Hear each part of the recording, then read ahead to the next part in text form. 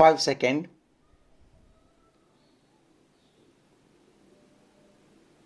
Start. At the outset, it may be noted that Section 125 of CRPC was conceived to ameliorate the agony, anguish, and financial suffering of a woman who is required to leave the matrimonial home so that some suitable arrangements could be made to enable her to sustain herself and the children as observed by this court in Bhuvan Mohan Singh versus Meena and others.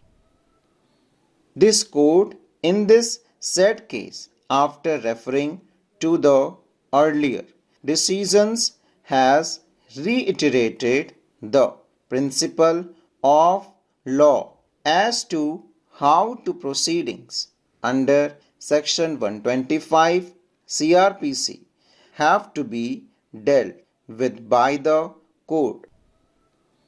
This court had made the above observations as the court felt that the family court in the said case had conducted the proceedings without being alive to the objects and reasons and the spirit of the provisions under Section 125 of the Code. Such an impression has also been gathered by this court in the case of hand. The family court had disregarded the basic canon of law that it is the sacrosanct duty of the husband to provide financial support to the wife and to the minor children. The husband is required to earn money even by physical labor if he is an able body and could not avoid his obligation except on the legally permissible grounds mentioned in the statute. In Chaturbhuj versus Sita Bai, it has been held that the object of maintenance proceedings is not to punish a person for his past neglect, but to prevent vagrancy and destitution of a deserted wife by providing her food, clothing, and shelter by a speedy remedy. As settled by this court, Section 125 CRPC is a measure of social justice and is specially enacted to protect women and children. It also falls within the constitutional sweep of Article 15(3), reinforced by Article 39 of the Constitution of India. The family court in the instant case had not only overlooked and disregarded the aforesaid settled legal position but had proceeded with the proceeding in absolutely pervert manner. The very fact that the right of the respondent to cross-examine the witnesses of the appellant original applicant was closed, as he had failed to appear before the family court despite the issuance of warrants, clearly established that he had no regard for his own family nor had any regards for the court or for the law. The allegations made by the appellant wife in her evidence before the court had remained unchanged. Therefore, there was no reason for the family court to disbelieve her version and to believe the oral submission made by the learned counsel appearing for the respondent, which had no basis.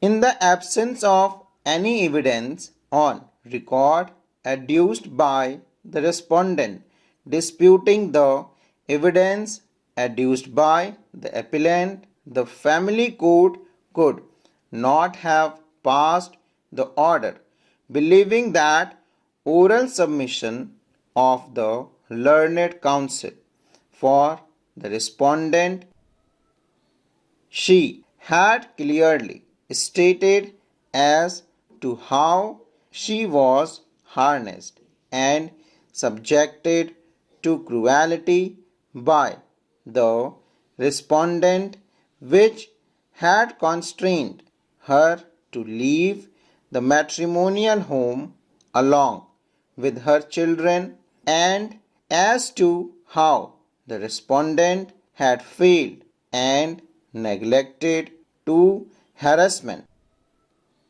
The errant respondent had also gone to the extent of questioning her chastity, alleging that Rachit was not his biological son.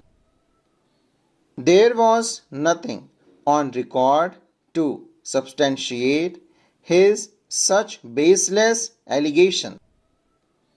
His application for DNA test was also rejected by the family court.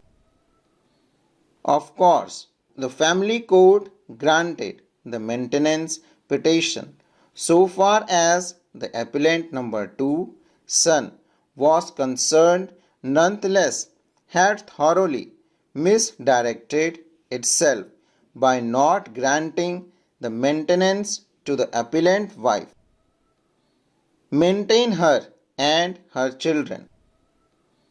She had also proved by producing the documentary evidence that her father had paid money to the respondent from time to time to help the respondent for his business.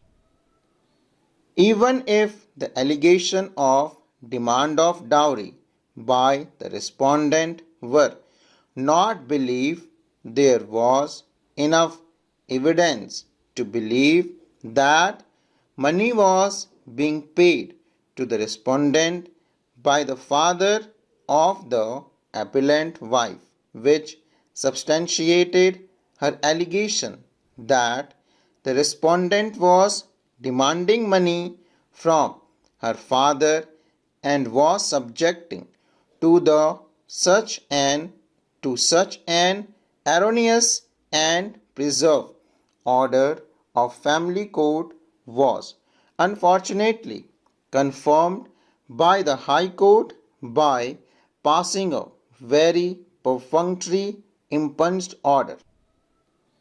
The High Court, without assigning any reasons, passed the impunged order in a very casual manner.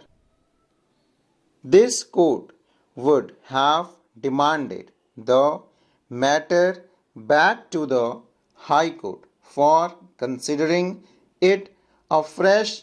However, considering the fact that the matter has been pending before this court since the last 4 years and remanding it back would further delay the proceedings, this court deemed it proper to pass this order. It is accordingly directed that the respondent shall pay maintenance amount of rupees 10,000 per month to the appellant wife from the date of filing of her maintenance petition before the family court. The entire amount of arrears shall be deposited by the respondent in the family court within 8 weeks from today, after adjusting the amount, if any, already paid or deposited by him. Full stop.